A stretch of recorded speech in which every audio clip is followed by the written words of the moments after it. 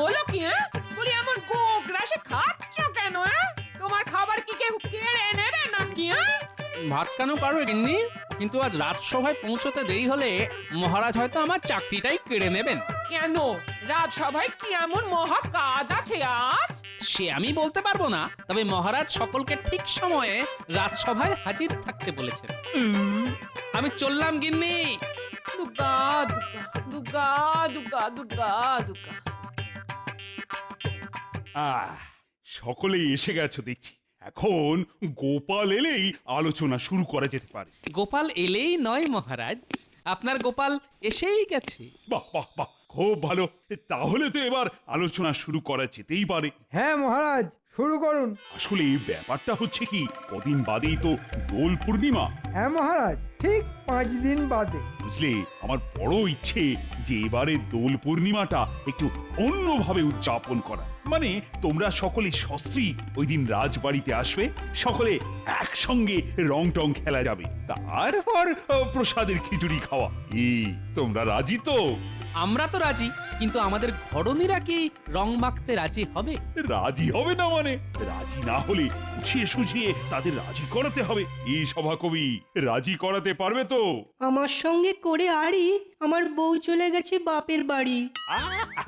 কি কথাই শোনালি, বউ চলে গেছে বাপের বাড়ি? কেন কেন?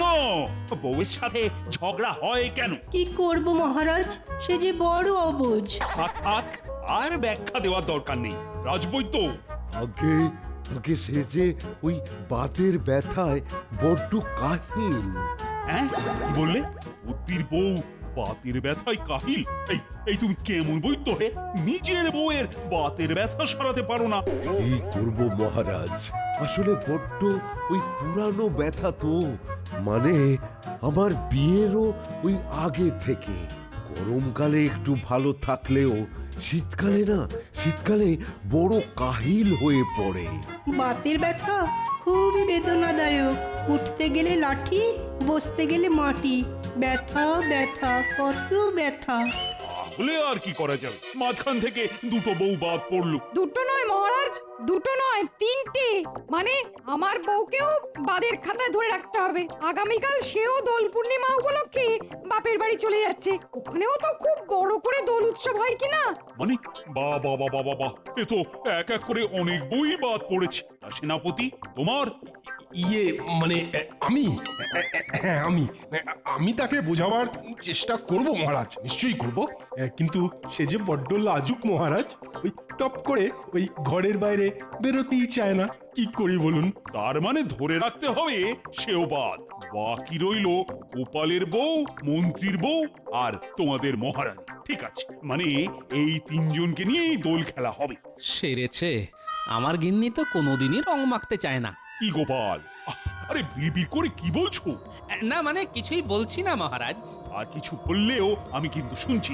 মোদ্দা কথা, তোমার আর মন্ত্রীর বউকে ওই দিন আমি রাজবাড়িতে দেখতে চাই, ব্যাস। না না না না না, ও তুমি যতই বলো না কেন, এতদিন যখন রং মাখিনি তখন এবারও রং মাখতে পারবো না, এই বলে দিলাম। হ্যাঁ, কেন রং মাখতে পারবে না কেন? পারবো না তো পারবো না, ব্যাস। বলি তখন অল্প বয়স ছিল, যখন আমার ছিপ ছিপে চেহারা ছিল, তখন তো কোনোদিন রং মাখাতে চাওনি। কি করব, আসলে তখন যে রঙের বড্ড দাম ছিল আর রোজগারও ছিল খুব কম। এখন বুঝি রঙের দাম কমে গেছে? না মানে রঙের দাম না কমলেও রোজগার তো কিছু বেড়েছে। আর সব থেকে বড় কথা হলো, রং কিনতে তো আর পয়সা লাগছে না, সব খরচ তো মহারাজের। তাহলে তুমি গিয়ে রং মেখে এসো, আমাকে আর এর মধ্যে টেনো না। হ্যাঁ, আহা, সামান্য রং মাখা নিয়ে এত চড়ছো কেন বলো তো? মনে রাখবে, এটা মহারাজের আদেশ। তুমি মহারাজের কাছে চাকরি করো, তাই মহারাজের আদেশ মানতে তুমি বাধ্য। আমি কিন্তু বাধ্য নই। হ্যাঁ, যা ছেলে, এতে দেখছি আচ্ছা গো। গো হলে গো, তবে একবার যখন রং খেলবো না বলেছি, তখন মরে গেলেও খেলবো না। আরে তুমি রং খেলতে না গেলে আমার যে চাকরি থাকবে না। গেলে যাবে, তাতে আমার কি? এতদিন তো শুনে এসেছি নারী হলো সহনশীল বুঝতার, কিন্তু তুমি তো দেখছি একেবারে উল্টো। হ্যাঁ, আমি উল্টো। আমি হলাম সেই নারী যার আরেক নাম শক্তি। বুঝতে পেরেছি, তুমি শক্তি হলে আমি হলাম সহ্য শক্তি। তবে রে, হ্যাঁ? ওরে বাবা, শক্তি যে আবার রুদ্র শক্তি হয়ে মারতে আসছে। আহ, কি বলছো কি রানী, তুমি রং খেলবে না? না, খেলবো না। গতবার রং খেলে সারা গায়ে এরকম ঘামাচির মতো কি সব বেরিয়েছিল। সে কতবার বেরিয়েছিল বলে এবারেও যে বেরোবে তার কোনো কথা আছে না। ওসব কথা জেনে আমার কাজ নেই। মোদ্দা কথা, এবার আমি রং খেলবো না। এই দেখো, এইদিকে গোপাল আর মন্ত্রীর বউ তোমার সঙ্গে রং খেলতে আসবে, তা তুমি যদি না খেলো সেটা কি ভালো দেখাবে? আমাকে না জিজ্ঞেস করে আপনি ওদের আসতে বললেন কেন? তা তুমি যে খেলবে না সেটা আমি কি করে বুঝবো? তা এখন বুঝলেন তো, ওদের বারণ করে দিন। ও সব আমি পারবো না। আমি হলাম এ রাজ্যের রাজা, কথার খেলাপ করা আমার মানায় না। ভদ্রলোকের এক কথা, ব্যাস। তাহলে যা পারেন তাই করুন। ওহ, তোমার সাহস তো কম নয়, আমার মুখের ওপর দুম করে না করে দিলে। হ্যাঁ, করে দিলাম। কারণ দোলের দিন ভূতের মতো রং মাখতে কোনো দিন আমার ভালো লাগে না। হ্যাঁ গো, সারা গা জুড়ে শুধু লাল বাদুড়ের রং। দুদিন ধরে ঘষিয়ে সেই রং তুলু। এই শোনো, অত হ্যাপা আমার পোষাবে না। হ্যাঁ, কি বলছো কি? রানীমা রং খেলবে, আর তার থেকেও বড় কথা, গোপাল যদি তার বউকে নিয়ে হাজির হয় তাহলে তো গোপালের কাছে আমি হেরে যাব। এই তো তুমি উঠতে বসতে খেতে শুতে গোপালের কাছে হেরে বসে থাকো। নতুন করে আরেকবার হারলে ক্ষতি কি? কি আবার আমার মুখের উপর এত বড় কথা বললে? দেখো দেখো, এরকম অবাধ্যতা করলে না, আমি কিন্তু তোমাকে বাপের বাড়ি বসিয়ে দিয়ে আসবো। সে তুমি যা ইচ্ছে করতে পারো, আমি রং খেলবো না। এই আমার শেষ কথা, ব্যাস। এ তো দেখছি ভবি ভোলবার নয়। হ্যাঁ, কি করি এখন? মহারাজকে গিয়ে কি বলবো? হ্যাঁ, গিন্নির যা মেজাজ দেখলাম, তাতে তাকে দিয়ে রং খেলানোর থেকে বাঘের দুধ দুয়ে নিয়ে আসা অনেক সহজ দেখছি। দূর দূর, ভালো লাগে না। যাই, এখন মহারাজকে গিয়ে বলে আসি যে আমার গিন্নি রং খেলবে না।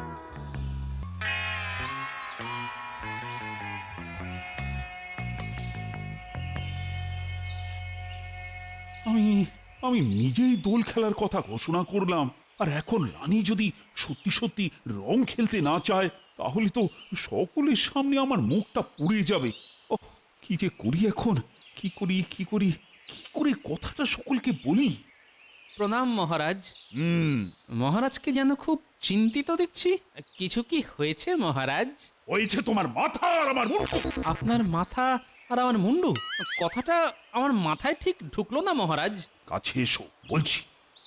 শোনো গোপাল, এদিকে তো মহা সমস্যা শুরু হয়ে গেছে। কি সমস্যা মহারাজ? আরে, বড় মুখ করে তোমাদের বললাম যে এবার রাজবাড়িতে ধুমধাম করে রং খেলা হবে, কিন্তু এদিকে তোমাদের রানীমা রং খেলবেন না বলে যে গো ধরে বসে আছে। কেন? কেন আবার? গতবার রং খেলে তার সারা গায়ে নাকি বিজবিজে ঘামাচির মতো কি সব বেরিয়েছিল। এখন তিনি না খেললে তোমাদের কাছে আমি মুখ দেখাই কি করে বলো তো? তাহলে আমার এখানে আসার আসল কারণটা বলেই ফেলি মহারাজ। আমার গিন্নিও সাফ জানিয়ে দিয়েছে যে রং খেলবে না। তাহলে কি হবে? মন্ত্রীর বউ যদি রং খেলতে আসে তাহলে তো মন্ত্রীর সামনে আমাদের দুজনের মুখ পুড়ে একেবারে কালো হয়ে যাবে, আর ওই পশ্চাৎ মন্ত্রী চারিদিকে বলে বেড়াবে যে আমাদের বউয়েরা নাকি আমাদের কথাই শোনে না। আমার বউও কোনো কথা শুনতে চাইছে না মহারাজ। সে কোনোভাবেই গায়ে রং মাখবে না। বাবা, এই তো দেখছি সব শেয়ালের একরা। ঠিক আছে, ব্যাপারটা তাহলে আমার উপর ছেড়ে দিন। দেখবেন দোলের দিন সব শিয়ালি এক গামলায় রং মেখে হাবুডুবু খাবে। এই এটা কি করে সম্ভব? একটু মাথা খেলিয়ে চিন্তা ভাবনা করে নিলে এই গোপাল ভাঁড়ের কাছে সবই সম্ভব। কিন্তু হাতে তো মাত্র কয়েকটা দিন। ও নিয়ে কোনো চিন্তা করবেন না, মাথা খেলাবো একদিন, কাজ করব একদিন, আর তারপর জোরদার হলি।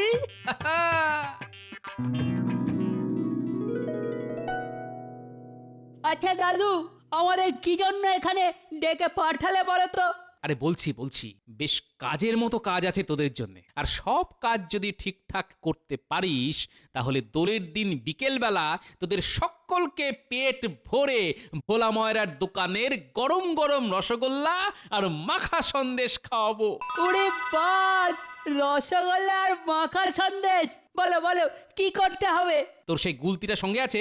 আছে বই কি, এই দেখো না, দেখো। তাহলে গুলতি মেরে গাছ থেকে একটা বাতাবি লেবু পেড়ে দেখা দেখি। এ তো আমার বাঁ হাতের খেল গো।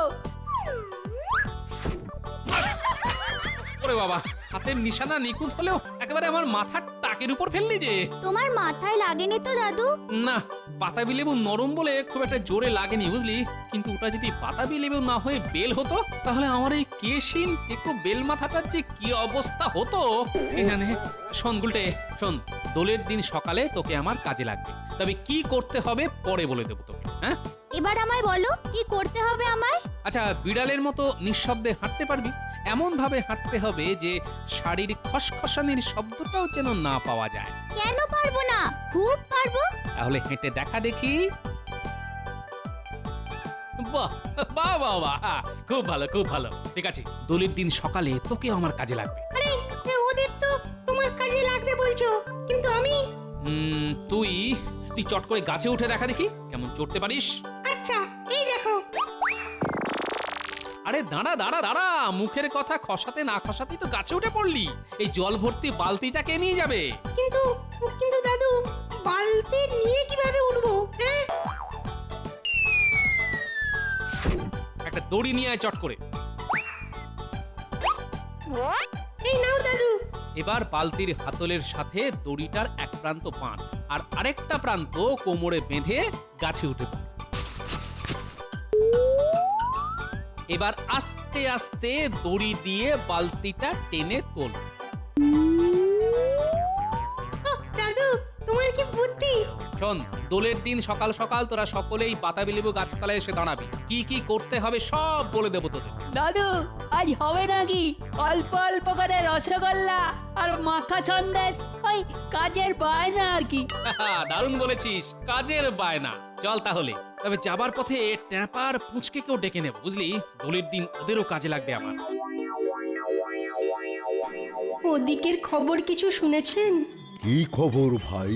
একেবারে ঘোড়ার মুখের খবর। তবে আমার মুখের খবর থুড়ি থুড়ি, ওই ঘোড়ার মুখের খবরটা আবার 5 কণ করবেন না যেন। আরে না না, কাউকে বলবো না। তুমি তুমি নিশ্চিন্তে বলো দেখি। শুনছি রানীমা, গোপালের বউ আর মন্ত্রীমশাইয়ের স্ত্রী তো রং খেলতেই চাইছেন না। তাই নাকি? তাহলে তো মহারাজের স্বাদের দোল খেলা তো এবার লাটে উঠবে। বেশ হবে, খুব ভালো হবে। আমার বউ আড়ি করে বাপের বাড়ি চলে গেছে বলে মহারাজ আমায় 2-4 কথা শুনিয়েছিলেন। চুপ চুপ, আর কোনো কথা নয়, গোপাল আসছে। আমাকে দেখে এমন চুপ করে গেল কেন? তার মানে বেটারা নিশ্চয়ই এখানে দাঁড়িয়ে কালকের দোল নিয়ে আলোচনা করছে। এই যে গোপাল, কোথায় যাচ্ছ? রাজবাড়ি। কেন ভাই? রাবড়ি খাবো বলে। ওমা, রাবড়ি! তো মহারাজ তো আমাদের বললেন না। রাস্তায় দাঁড়িয়ে গুজুর গুজুর ফুসুর ফুসুর করলে কি আর রাবড়ি খাওয়ার নেমন্তন্ন পাওয়া যায়? আমি চলি। ওরে বাবা, কি দেমাক!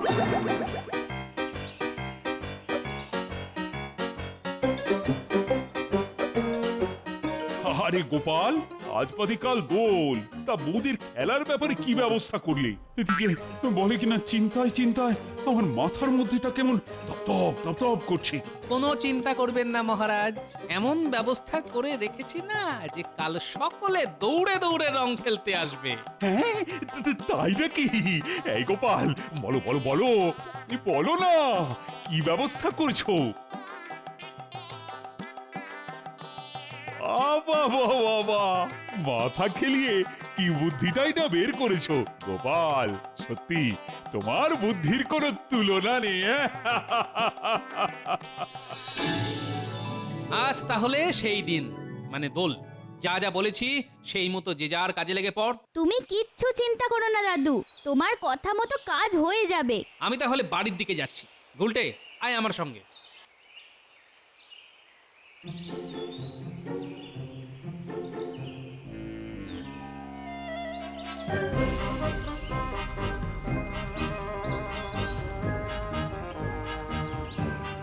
হিরে পুটি, আমার পেছনে এসে দাঁড়িয়ে আছিস কেন? না মানে ওই একটু ঠাকুরের প্রসাদ। প্রসাদ নেবার জন্য দাঁড়িয়ে আছিস? তা এত কুণ্ঠা করছিস কেন?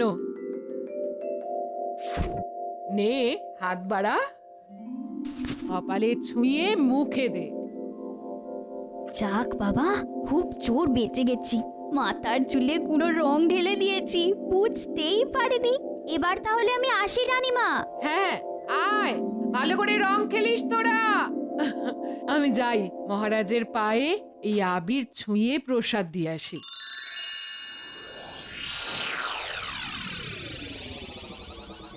গিন্নি পুকুর থেকে জল আনতে গেছে। এই ফাঁকে যা করার করে দিলাম। এবার জমবে খেলা। কি রান্নাঘরে কি করছো? বুঝলে গিন্নি, আজ বাজারে যা মোটা মোটা মাগুর মাছ উঠেছে না, কি বলবো। তাই কটা মাগুর মাছ এনে তোমার ওই শিকের হাঁড়িতে জলে ডুবিয়ে তুলে রাখো। সর্বনাশ! কি করেছো তুমি? ওটাতে আমি তেঁতুল রাখি, আর ওই হাঁড়িতে তুমি মাগুর মাছ রেখেছো। এই নামাও, নামাও এক্ষুনি, নামাও বলছি। ওসব নামাতে ফামাতে আমি পারবো না। নামাতে হলে তুমি নামাও। ও, এই এক বুড়ো জ্বালিয়ে পুড়িয়ে একেবারে শেষ করে দিল আমায়। এই মুখে এই কি পড়লো রে? কে ফাটালো হাঁড়ি? আমার বউ যে বাদুড়ের রঙে একেবারে মাখামাখি হয়ে গেল। তবে রে বদমাইশ বুড়ো, হ্যাঁ? দেখাচ্ছি মজা।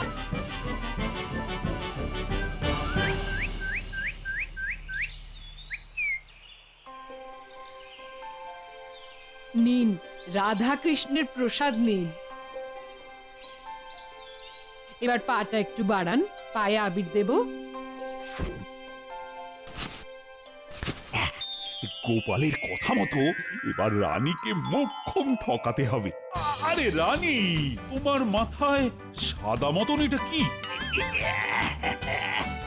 কাকে ইয়ে করে দিল নাকি? ইমা, তাহলে তো আবার চান করতে হবে। দূর দূর দূর, আর ভাল লাগে না। যাও যাও রানী, এবার ওই মিথ্যে কাকে নিয়ে ধোবার জন্য যত ইচ্ছে জল ঢালো মাথায়। যত জল ঢালবে মুখ হবে তত বেগুনি। বাবা, খুব তো বলেছিলে রং খেলবো না, এবার দেখি কেমন রং না খেলে পারো তুমি। এই পাজি দল, গাছ থেকে ফুল ছিঁড়ছিস কেন রে?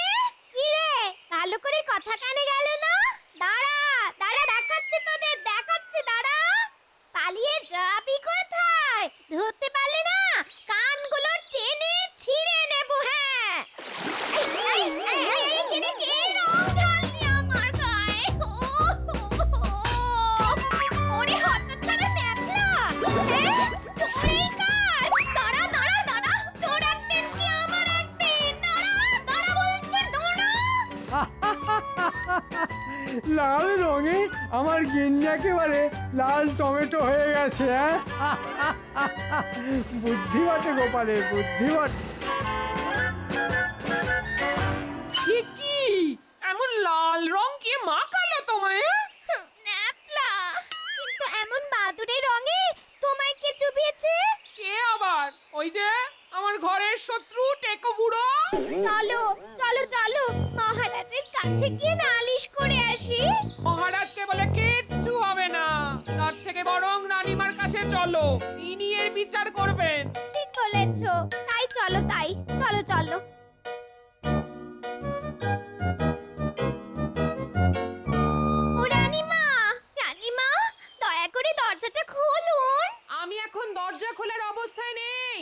দুদিন বাদে এসে দেখা করো। সে কথা বললে কি করে চলে রানীমা? আপনার আদরের গোপাল আমায় চাতুরি করে রং মাখিয়ে দিয়েছে।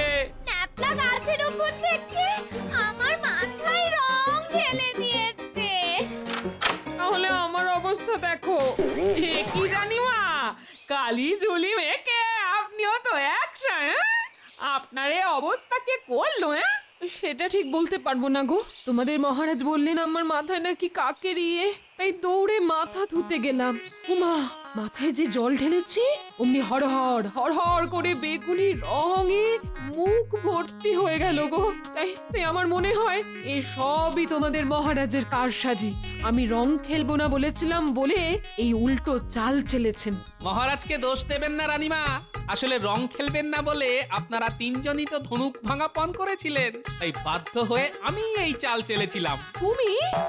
আগে হ্যাঁ, সকালে পুঁটি এসে প্রসাদ নেবার বাহানায় আপনার মাথায় গুঁড়ো রং ঢেলে দিল। ট্যাপা আর পুঁচকে ফুল ছেঁড়ার অছিলায় মন্ত্রী মশাইয়ের স্ত্রীকে ঘরের বাইরে বের করে আনলো, আর আমারটা বাড়িতে তো হাড়ি ফট। লাল বেগুনি আর বাদুড়ে মিলে একেবারে সব রং বাহার হয়ে গেছে। রং বাহার। গোপাল, তোমার পেটে পেটে এত, তা রং যখন একবার মেখেই ফেলেছি তখন চলো সবাই মিলে রং খেলা যাক। দাদু, আমাদের রসগোল্লা। আজ আর দাদু নয়, আজ তোদের সকলকে পেট ভরে রসগোল্লা খাওয়াবো আমি। তুমি রসগোল্লা খাওয়ালে আমি খাওয়াবো সন্দেশ। কি মজা, কি মজা। তাহলে এবার গলা ছেড়ে বলা যাক হোলি হে, হোলি হে।